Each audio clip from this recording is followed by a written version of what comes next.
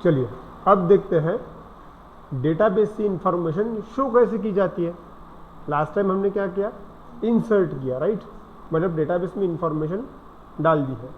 अब हमें देखना है ना, इमेजिन करें कि उस डेटाबेस के अंदर काफ़ी सारे तकरीबन 5 एम्प्लॉयज़ हैं, वो पाँचों के 5 एम्प्लॉय मुझे एक लिस्ट में चाहिए, देखना है मुझे कि कितने एम्प्लॉयज़ हमारे यहाँ पे काम कर रहे हैं। तो इसका मतलब हमें क्या सीखना पड़ेगा आज, सिलेक्ट करना डेटाबेस में से, ठीक है, सिलेक्ट या फिर गेट। हमारा ये टॉपिक है, शो और गेट रिकॉर्ड्स फ्रॉम डेटाबेस, ये अपना टॉपिक है, ठीक है। हेडिंग डालिए,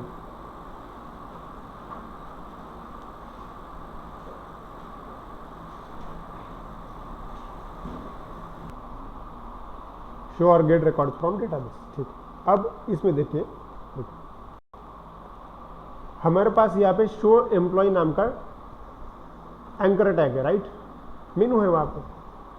क्या एक्सपेक्ट है, इसको जब मैं क्लिक करूँगा तब सभी एम्प्लॉयज़ की डिटेल्स वहाँ पे शो हो जाए, ऐसा ही ना। अच्छा, क्लिक करने के बाद डेटा शो काय में कर सकते हैं अपन, टेबल में, बराबर।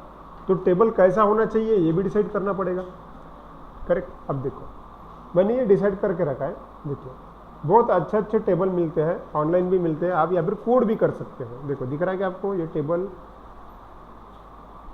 ये कॉन्सेप्ट हम पढ़ रहे हैं कि भाई डेटाबेस शो और get all records from database, और मैं मेरा टेबल इस तरह से चाहता हूँ। दिख रहा है क्या इमेज आपको, इसका नाम है फैंसी टेबल बोलते हैं इसको, ठीक है।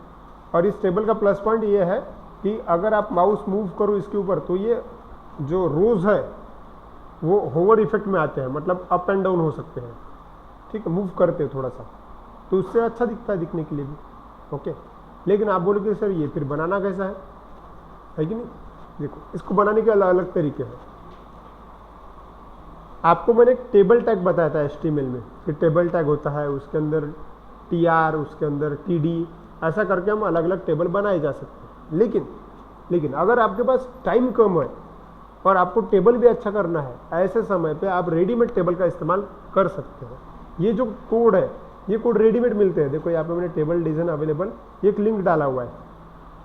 मैं चाहता हूँ कि मेरा टेबल भी ऐसा का ऐसा ही रहे, ठीक है। लेकिन पहले हमें क्या करना पड़ेगा, पेज बना लेने पड़ेंगे, करेक्ट है। जब मेनू पे क्लिक करूँगा तो पहले पेज तो लगेगा, उतना काम तो कर लेते पहले, ठीक। बताइए क्या करना चाहिए मैंने, शो के क्लिक पे यहाँ पे पेज आना चाहिए, इसका मतलब पहले पेज बनाना तो पड़ेगा, सही है। बना लेते हैं, कहाँ बनाना पड़ेगा पेज, टेम्पलेट्स के अंदर, बराबर। डिज़ाइन है तो टेम्पलेट्स के अंदर जाना पड़ेगा। चलिए यहाँ पे आया, मैं राइट क्लिक किया, न्यू एंड HTML फाइल लेता हूँ और उसको मैं नाम देता हूँ admin show underscore EMP employ dot HTML, ठीक है, ब्लैंक लीजिए। अब क्या करूँ, किसी और पहले बना हुआ जो पेज है उसका ही कोड कॉपी पेस्ट करता हूँ ताकि मुझे बना बनाया डिजाइन मिल जाएगा। अच्छा, कौन सा वाला पेज उठाऊँ, एडमिन का जो डैशबोर्ड है ये एक ब्लैंक पेज था, राइट, परफेक्ट पेज है मेरे लिए। तो मैं फिर से उठाता हूँ उसको कंट्रोल C मतलब कॉपी किया, वापस हमारे कोड पे आता हूँ, कंट्रोल ऑल मतलब कंट्रोल A निकाल दिया प्रीवियस कोड को, और कंट्रोल V मेरे वाले कोड को पेस्ट कर दिया। और जहाँ पे वेलकम एडमिन लिखा हुआ है वर्ड, वहाँ पे मैं लिखता हूँ सपोज एम्प्लॉय लिस्ट शो कर रहा है ना वो एम्प्लॉयज़ की, एम्प्लॉय लिस्ट, बस। लेकिन ये पेज आना चाहिए कब, जब शो एम्प्लॉय पे क्लिक हो तब। तो क्या करना पड़ेगा, इस पेज को डिस्प्ले करने के लिए व्यू क्रिएट करना पड़ेगा और एक URL में एंट्री मारनी पड़ेगी, ठीक, कर देते। व्यू में जाते हैं और एक नया फंक्शन बना लेते हैं, डेफिनेशन। चलो कैसे बनाया था लास्ट टाइम वाला वो देख लेते हैं, ठीक है, admin underscore show underscore EMP, ठीक है। अब ये आप लोगों को याद हो गया होगा क्या करना है, रिटर्न रेंडर रिक्वेस्ट और कौन से पेज पे भेजना है वो, बराबर। हमारा पेज फिक्स है, admin show_emp.html, सिंपल, ये पेज है हमारा। ठीक है, अब URL में एंट्री करनी पड़ेगी। ठीक, URL में जाते हैं, ये URL है, बना लेते हैं। आखिर में कॉमा दिया, पाथ, हाँ, तो एक काम करता हूँ मैं, EMP शो कर देते हैं इसको, मतलब जैसा एंड पॉइंट ऊपर मैनेज किया वैसे ही करते हैं अपन, EMP शो। ठीक है, शॉर्टकट, कॉमा, ये सभी इंफॉर्मेशन कहाँ से आनी चाहिए, व्यूज़ के अंदर एडमिन शो EMP करके पे फंक्शन है हमारा, और नेम इक्वल्स टू, यहाँ पे मैं लिख लेता हूँ शो EMP। ठीक है, पेज, सिंपल। अब एक ही काम बाकी है बस, हाँ, काम ये बाकी है कि जब बंदा इधर क्लिक करेगा तब वो एंड पॉइंट कॉल होना चाहिए।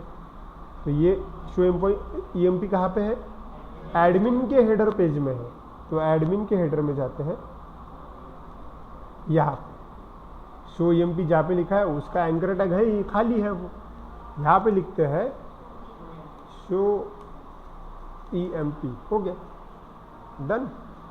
बस रन करके देखते, हो गया। रिफ्रेश करते हैं सिर्फ एक बार, और अब मैं शो एम्प्लॉय पे क्लिक करता हूँ। अरे क्या हुआ, देख लेते हैं, शो EMP, EMP शो है सर। अच्छा EMP शो है क्या, अच्छा अच्छा, हाँ हाँ बराबर है, EMP का उधर, एक मिनट मैं URL में देख लेता हूँ क्या है, बराबर EMP शो है। ठीक है, यस सर। हाँ, अपनी मर्जी से कैसे भी मैनेज कर सकते हो। चलो EMP शो कर दो,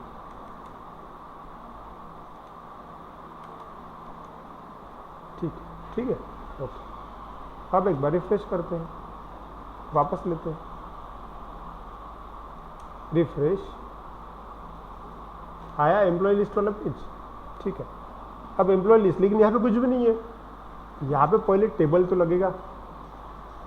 पहले सिर्फ इतना सोचो कि टेबल कैसे आ सकता है, वो बाद में सोचना कि डेटाबेस के अंदर से क्या डेटा भी मैं मेरे टेबल में दिखाऊंगा। पहला ये है कि आपको को टेबल चाहिए, बराबर। अच्छा, टेबल बना लेते हैं फिर एक आधा। अगर अब देखो, अगर मैं टेबल का कोड यहाँ पे लिखूँ तो मुझे कोड लिखते लिखते काफ़ी टाइम हो जाएगा। मैं एक बार करके भी बता देता हूँ। देखो, अगर आप कोई टेबल का कोड लिखना चाहते हो, अच्छा कौन सा पेज है ये अपना, ये शो एम्प्लॉय वाला पेज है, तो ये कौन सा है, एडमिन शो EMP वाला। चलो यहाँ पे आया, यहाँ पे डिवीजन है ही, यहाँ पे मैं मेरा टेबल बना लेता हूँ। ठीक है, एक काम करता हूँ, यहाँ पे जगह है, बना लेता हूँ। याद है कैसे करते हैं, टेबल वाला एक टैग ओपन किया, उसमें मुझे एक रो चाहिए, तो उसको TR बोलते हैं, TR, बराबर। और उस रो के अंदर एक सेल चाहिए छोटा सा, तो उसको TD बोलते हैं। और ऐसे सेल में कितना भी ले सकता हूँ। उदाहरण के लिए सपोज मैंने ऐसा लिया, नेम, कॉपी, और यहीं पे पेस्ट, और यहीं पे पेस्ट। अब देखो, अगर ऐसा लिया मैंने, EMP ID, name, post, save किया, और इतना ही रन करके देखता हूँ कि क्या दिखता है। कुछ दिख रहा है, देखो, सीधा चेंज। अब इसके ऊपर मैंने और काम किया, एक के नीचे के अगर ऐड किया तो टेबल बन जाएगा। ठीक है, उसको फिर आपको बॉर्डर देना पड़ेगा, उसको कलर देना पड़ेगा, मतलब काफ़ी लंबा टाइम है, लंबा काम है, और बहुत ज़्यादा टाइम लग जाएगा। और दिखने के लिए भी एकदम सिंपल दिखेगा। मैं चाहता हूँ कि अपना टेबल बहुत बढ़िया हो। ठीक, तो चलो फिर इस्तेमाल करते हैं रेडीमेड कोड का। ठीक है, तो मैंने जो बताया हुआ है, ये वाला टेबल चाहिए मुझे, और मैंने ये भी बताया था कि ये टेबल कहाँ प्रेजेंट है, ऊपर दी गई लिंक पे प्रेजेंट है। आप चाहो तो ज़रूरी नहीं कि ये टेबल इस्तेमाल करना है, आप अपनी मर्जी से ढूंढ भी सकते हो। ठीक है, बस आपको कोड कैसे उठाना है उतना नॉलेज होना चाहिए। एक काम करते हैं, मैं इसी लिंक को कॉपी करता हूँ और उसको ब्राउज़र में पेस्ट करता हूँ। ठीक है, ये लिंक मैं आपको शेयर कर दूंगा, ये वाला है वो। और W3 school free of cost सबके लिए अवेलेबल है, ये साइट बढ़िया साइट है।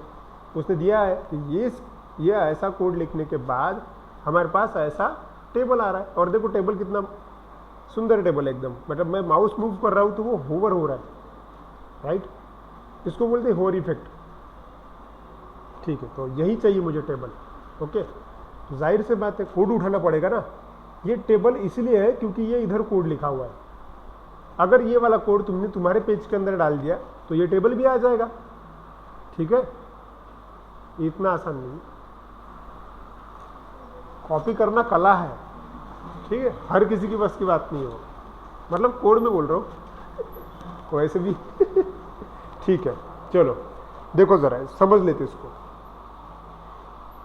इधर जो कोड है उसको देखो, ये एक कौन सा कोड है, HTML वाला कोड है। देखो दिख रहा है क्या, ये एक HTML वाला कोड है। हमें चाहिए पूरा का पूरा टेबल टैग। ये दिख रहा है आपको, टेबल यहाँ से स्टार्ट हुआ और इधर नीचे यहाँ पे ख़त्म हुआ है। पहले टेबल टैग को उठा लो, ठीक है। लेकिन हमेशा याद रखना, ये टेबल अच्छा इसलिए दिख रहा है क्योंकि इससे रिलेटेड CSS का कोड इधर ऊपर प्रेजेंट है, ठीक है। बिना इस CSS के कोड के यह ऐसा रिप्रेजेंटेशन नहीं आएगा। तो तुमको दो चीज़ें चाहिए, एक तुम्हारा टेबल टैग और दूसरा CSS वाला कोड। टेबल टैग को उठाना आसान है, वो मैं पहले कर लेता हूँ, ठीक है। टेबल टैग लेते, देखो टेबल को स्टार्टिंग से कॉपी करते अपन, नीचे टेबल, राइट क्लिक, कॉपी, ठीक है।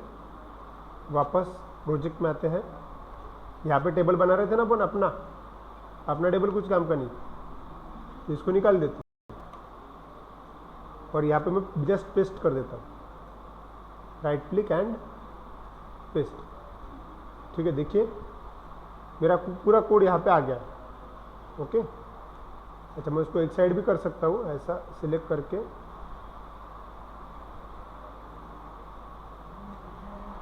टैब देख के ऐसा एक साइड कर सकता हूँ, मतलब हाँ ये सेंटर में दिखेगा। अभी देखो दिख रहा है कि भाई टेबल हमारा यहाँ से स्टार्ट हुआ। अच्छा और क्या करना है, वो जो CSS वाला कोड है वो चाहिए। वापस जाते हैं यहाँ पे, ये अपना है CSS वाला कोड, इसको कॉपी पेस्ट करना है, ठीक है। देखो कहाँ पे स्टार्ट हुआ, वो स्टाइल से स्टार्ट हुआ और स्टाइल टैग के अंदर सभी का सभी CSS का कोड है, राइट। तो आपको उठाते वक्त स्टाइल टैग के सहित उठाना है। अगर तुमने ये सिर्फ इतना उठाया तो ये काम नहीं करेगा। CSS का कोड हमेशा स्टाइल टैग के अंदर काम करता है। तो स्टाइल टैग की शुरुआत से लेके स्टाइल टैग के एंड तक इसको मैंने कॉपी कर लिया, ठीक है। अब पेस्ट करना अपने पेज पे, लेकिन कहाँ पे, हाँ देखो ये करने के लिए दो तीन तरीके हैं। तुम ऐसा भी कर सकते हो कि एक्चुअली स्टाइल टैग इस पेज में देखो, इन्होंने ये कोड कहाँ लिखा हुआ है, हेडर में लिखा हुआ है, बराबर। और CSS का कोड हमेशा हेडर में ही होता है।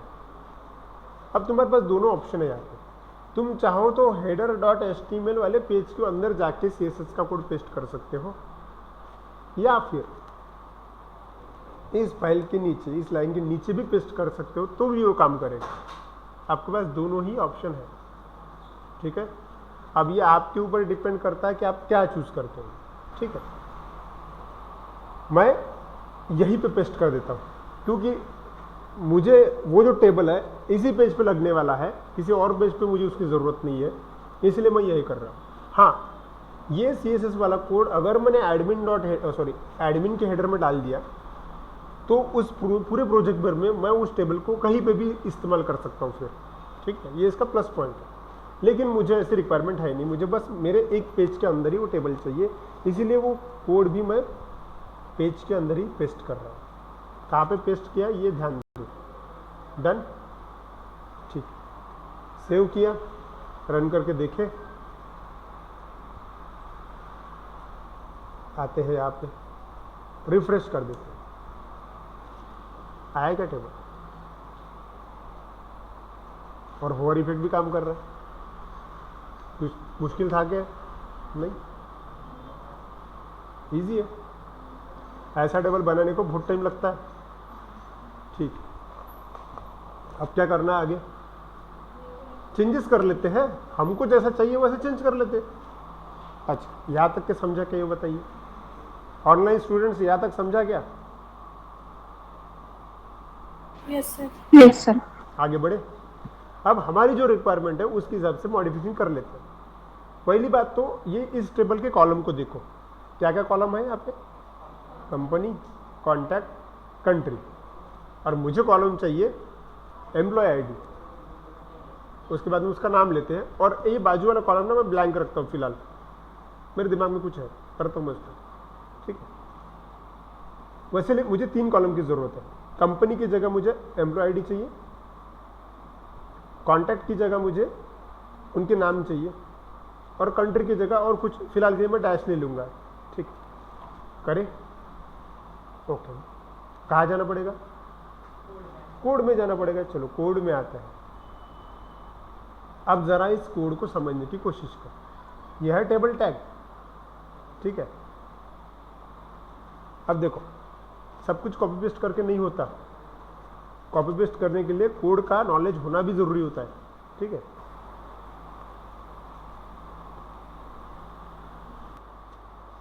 अब चेंजेस करने हैं छोटे मोटे। देखो यहाँ पे जरा, यहाँ पे टैग है TH करके, टेबल हेडर है ये। ठीक है, कंपनी, कॉन्टैक्ट और कंट्री। तो जाहिर सी बात है अगर मैं यहाँ चेंज कर दूंगा तो टेबल में भी चेंज हो जाएगा। चलो क्या क्या चाहिए तुमको, कर लेते हैं। मुझे पहला वाला कॉलम चाहिए एम्प्लॉय आईडी, दूसरा वाला कॉलम जो है वो लेते हैं नेम, और तीसरा वाला कॉलम जो है मैं ब्लैंक छोड़ देता हूँ। कुछ भी नहीं किया मैंने, बस एक डैश मार दिया वहां। ठीक है, हाँ, इतना ही चेंज करके देखते हैं कि ये काम कर रहा है कि नहीं कर रहा है। रिफ्रेश, काम कर रहा है कि नहीं कर रहा है। एम्प्लॉय आईडी भी आया, नेम भी आया, और वो डैश भी आया। बढ़िया। ठीक है, अब करना ये है कि ये जो डेटा है, ये डेटा मैन्युअली फिट किया हुआ है उसके अंदर, बराबर, टेम्पररी डेटा है वो, और हमें क्या करना है? डेटाबेस के अंदर से लाना है। अच्छा, जाहिर सी बात है ये जो पहला वाला नाम है, क्या है? अल्फ्रेड। ठीक है, ये जो नाम है, अगर यहाँ पे डेटाबेस का रिकॉर्ड लाना है, मतलब यहीं से लाना पड़ेगा ना, यहीं पे चेंज होने वाला है कि नहीं, समझो उस चीज को। अगर मैंने यहाँ पे राम पाटिल ऐसा लिखा तो वहां पे चेंज होता कि नहीं वो देख लेते हैं। आया? करेक्ट है? हाँ, मतलब अगर मैं एक रिकॉर्ड ला सकता हूं, इसका मतलब मैं कितने भी रिकॉर्ड ला सकता हूं, जाहिर सी बात है। ठीक, मतलब कुछ लग रहा है, दिमाग लग रहा है। ठीक है, ओके। अब एक काम करते हैं, हमें सिर्फ इतना करना है अभी, डेटाबेस में से रिकॉर्ड उठाने हैं सभी के सभी, और यहाँ पे पुट कर देने हैं, बस प्रॉपर वे में। उसके स्टेप्स हैं, वो स्टेप्स फॉलो करनी पड़ेगी। डन? ठीक है, तो फिर अभी स्टेप देखते हैं इसके। आपने हेडिंग डाला हुआ है, शो और get the record from database. ठीक है, ओके। स्टेप नंबर 1 लिखना अभी आपको।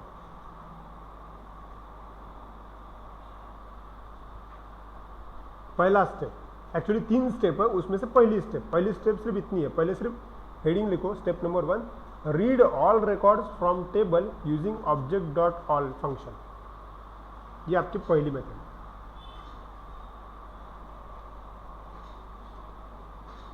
और ये स्टेप हमेशा कोडिंग में करना पड़ेगा।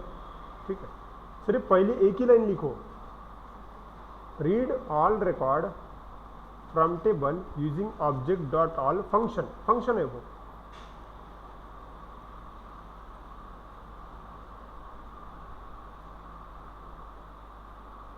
ठीक है, फंक्शन है वो। अब उस एक लाइन को समझने की कोशिश करो।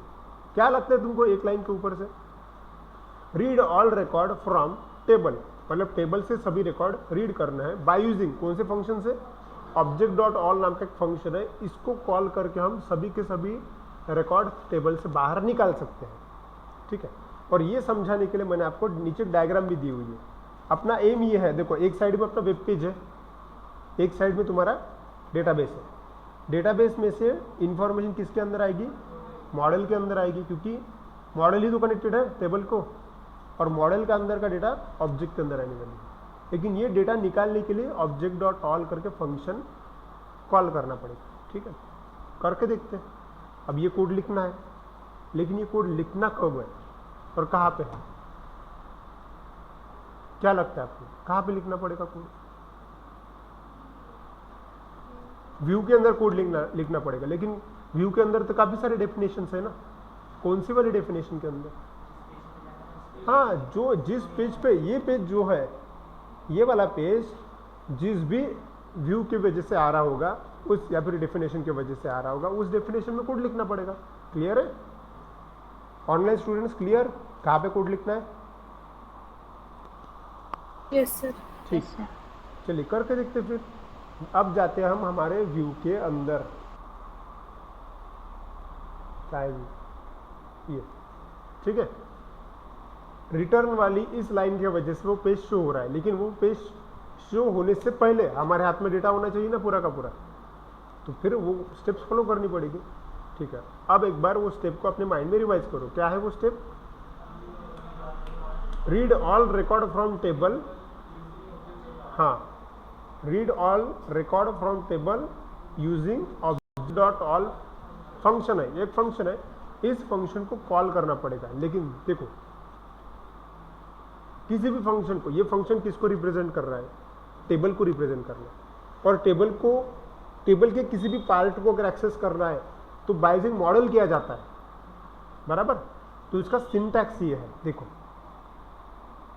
सिंटैक्स ये है कि डेटा जो आएगा ये एक ऑब्जेक्ट फॉर्म में आने वाला है, तो आपके पास होना चाहिए एक ऑब्जेक्ट का नाम, प्लस आपको ऑब्जेक्ट डॉट ऑल को कॉल करना है, but by using model name, ठीक है। तो सिंटैक्स ये वाला है, इसको फॉलो करना पड़ेगा, तब जाके हमारे पास में पूरे रिकॉर्ड आ जाएंगे। डन। अब इसका प्लस पॉइंट देखो क्या है, अगर तुम ट्रेडिशनल वे का इस्तेमाल करते थे बाय यूजिंग क्यूरी, तो तुमको कमांड लिखनी पड़ती थी, सिलेक्ट स्टार फ्रॉम जो भी है एम्प्लॉय नाम का टेबल, करेक्ट है। यहाँ पे कमांड लिखा ही नहीं, ये सब कुछ प्री डिफाइन है, ठीक है। इसलिए यहाँ पे ज्यादा दिमाग लगाने की बात नहीं है, बस स्टेप, सब कुछ स्टेप में है। सिंटैक्स लिखना है आपको, सिंटैक्स ऑब्जेक्ट नेम बनाना पड़ेगा, मतलब एक ऑब्जेक्ट बनाना पड़ेगा, ऑब्जेक्ट नेम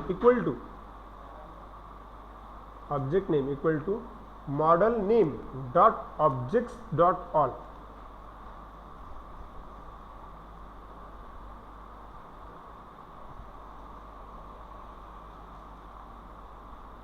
सिर्फ सिंटैक्स लिखो, ठीक है।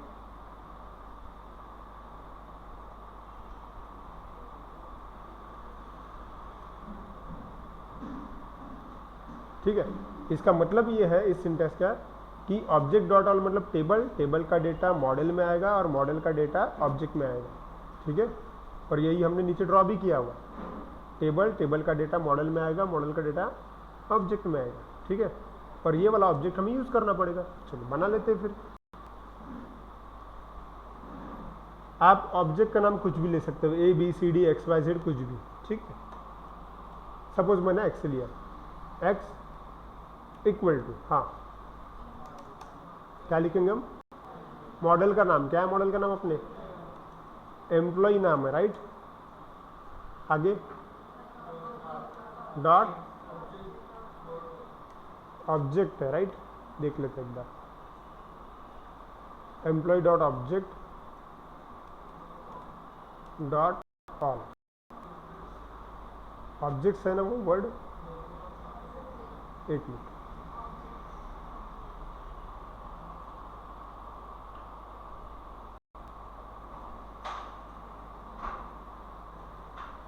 ऑब्जेक्ट्स है ना वो वर्ड, ऑब्जेक्ट्स है एक्चुअली,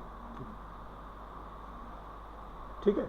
इससे क्या हो जाएगा, सभी रिकॉर्ड्स किसके अंदर है? अभी एक्स के अंदर है, पूरे के पूरे रिकॉर्ड्स, एम्प्लॉय आईडी, नाम, उनका सैलरी, सब कुछ किसके अंदर है? एक्स के अंदर, ठीक है।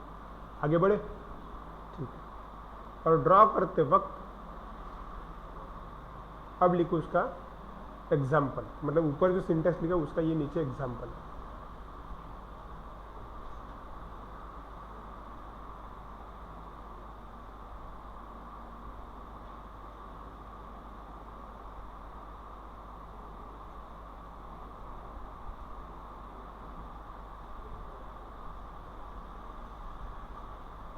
सकते अभी। नेक्स्ट स्टेप है स्टेप नंबर 2, देखिए, transfer object to dictionary variable. Step number 2 लिखते वक्त एकदम प्रॉपर लिखा करो, मतलब तुमको ही समझ में आया ऐसा लिखो। Transfer object to dictionary variable, मतलब अभी जो ऑब्जेक्ट बना वो डिक्शनरी वेरिएबल को ट्रांसफर करना पड़ेगा। Transfer object to dictionary variable, अब ऐसा क्यों कर रहा है वो समझा देता हूं, सिर्फ उतना ही लिखो, एक ही लाइन लिखो सिर्फ। चलिए स्टेप 2 में आए हम, क्या लिखा हुआ है, transfer object to dictionary variable. अब देखो ये जो एक्स है, इस एक्स के अंदर पूरे रिकॉर्ड्स है। ये रिकॉर्ड कहाँ भेजने तुमको, ये रिकॉर्ड तुम्हें भेजने हैं कौन से वाले पेज पे, ये इस वाले पेज पे, बराबर, यहाँ पे शो करने हैं ना, करेक्ट है। तो सारी इंफॉर्मेशन तो उस एक्स के अंदर है, तो ये एक्स हमें किसके साथ भेजना पड़ेगा, ये जो हमारा पेज है उसके साथ भेजना पड़ेगा।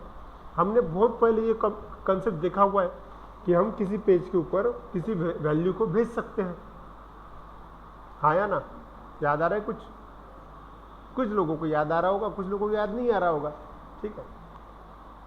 देखो ये वाला कंसेप्ट था वैल्यूज ऑन वेब पेज। हम इस सिंटैक्स का इस्तेमाल करके कोई भी वैल्यू को किसी भी वेब पेज पे भेज सकते हैं, देखा था कि नहीं, ऐसा कुछ भी लिखते थे ना, home.html फिर नेम दिया और लक्ष्य नाम भेजा, और दूसरे वाले पेज पर अगर उसको चाहते हैं तो ऐसा प्रिंट कर देते अपन, याद आ रहा है, ठीक। जिन्होंने प्रैक्टिस की होंगी उनको याद आ रहा होगा, ठीक। तो करते फिर अभी भी वैसा ही है। ये जो x है ये मुझे कहाँ भेज देना है, क्योंकि ये पेज शो होने वाला है, नीचे वाला ये जो पेज है ये शो होने वाला है। मैं चाहता हूँ कि शो होते वक्त ये मेरा जो x है जिसके अंदर सभी रिकॉर्ड्स है वो भी शो हो, तो वो x मुझे इसके साथ भेजना पड़ेगा। अब भेजने के तरीके हैं, भेजते वक्त हम कोई भी वेरिएबल भेज सकते हैं। अगर मैं एक आम वेरिएबल की बात करूँ तो हम कैसे करते थे ये चीज़, कॉमा, एक वेरिएबल का नाम लिखते थे आप, कोलन, और उसकी वैल्यू लिखते थे, बराबर है ना, मतलब आप इसी सिंटैक्स को फॉलो कर देते। अब ऐसा लिखते थे, देखो करली ब्रेसेस, बराबर, आपको क्या भेजना है, रिजल्ट भेजना है, राइट, या फिर लिस्ट भेजनी है। तो एक काम करता हूँ मैं, सपोज ये emp लिस्ट है, एक वेरिएबल बनाया मैंने emp लिस्ट, और ये emp लिस्ट में मुझे भेजनी है किसके साथ, बाय यूजिंग x, करेक्ट है, ऐसा लिखते थे ना अपन।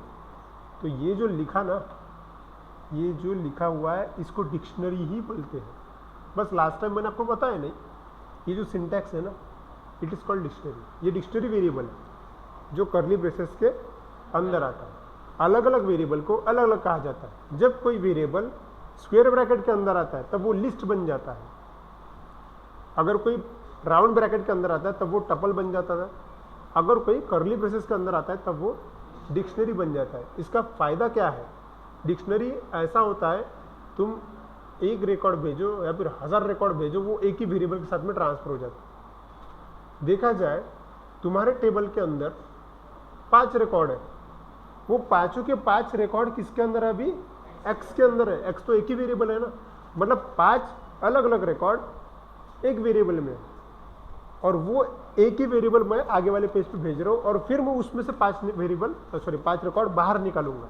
क्लियर हो रहा है। अगर एक मिनट होल्ड कीजिए, ठीक है, इसका मतलब x जो है वो हमने emp लिस्ट नाम के डिक्शनरी वेरिएबल में पास किया, मतलब x ऑब्जेक्ट हमने डिक्शनरी वेरिएबल के अंदर पास कर दिया, इसका ऐसा मतलब है, ठीक। तो यही हमने यहाँ पे हमारी जो स्लाइड है उसके अंदर मैंने वो लिखा। तो transfer object to dictionary variable, इसका मीनिंग समझा, ठीक है, इसका मीनिंग समझा। तो ये इसका सिंटैक्स है। सिंटैक्स लिख लीजिए, रिटर्न, रेंडर, रिक्वेस्ट, और उसका नीचे एग्जाम्पल भी लिखा हुआ है।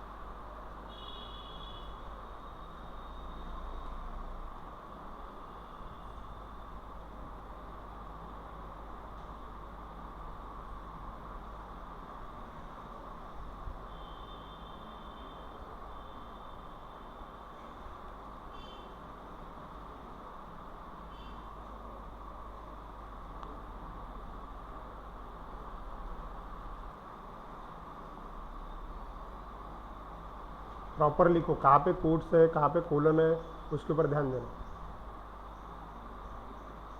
चलिए, तो अब यहाँ से आगे स्टेप नंबर 2 में क्या हुआ, हमारे पास डिक्शनरी वेरिएबल है। डिक्शनरी वेरिएबल है मतलब देखो कागज कोड अपना ये एक्स एक ऐसा वेरिएबल है जिसके अंदर कई सारे अलग अलग रिकॉर्ड्स हैं और उस ऑब्जेक्ट के अंदर से एक एक रिकॉर्ड फिर अपने को बाहर निकालना पड़ेगा। रिकॉर्ड एक भी हो सकता है और रिकॉर्ड 10 भी हो सकते हैं। जितने भी रिकॉर्ड होंगे वो रन टाइम हमें वन बाय वन बाहर निकालना पड़ेगा। करेक्ट? ओके। लेकिन ये चीज़ करने के लिए फिर हम क्या, इसको लॉजिकली अगर मैं बोलूँ तो हमको सिंपल फॉर लूप का इस्तेमाल करना पड़ेगा। एक्स जो है वो अभी की कंडीशन में एक प्रकार का कलेक्शन है जिसके अंदर काफ़ी सारे डेटा है और उस एक्स के अंदर से डेटा हमको वन बाय वन बाहर निकालना है, ये अपने को करना है। ठीक, लेकिन इस पार्ट के लिए फॉर लूप को अच्छे से पढ़ना ज़रूरी है। तो अभी के लिए मैं यहाँ पे रुक जाता हूँ। ये वाला पार्ट जो है हम कल लेंगे। कल जब आप आओगे तब मैं आपको ये बता रहा हूँ कि आपको फॉर लूप पढ़ के आना है, क्योंकि कल उसका काम है फिर। ठीक है, ताकि आपको आसान जाए। मतलब अभी एक छोटा सा स्टेप बाकी है, एक फॉर लूप अगर लगा दिया तो पूरे रिकॉर्ड शो हो जाएगा, फिनिश। ठीक है, ओके। तो आज के लिए इतना ही। कोई डाउट है स्टूडेंट्स?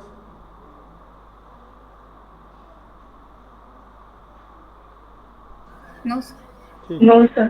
ठीक, थैंक यू सो मच।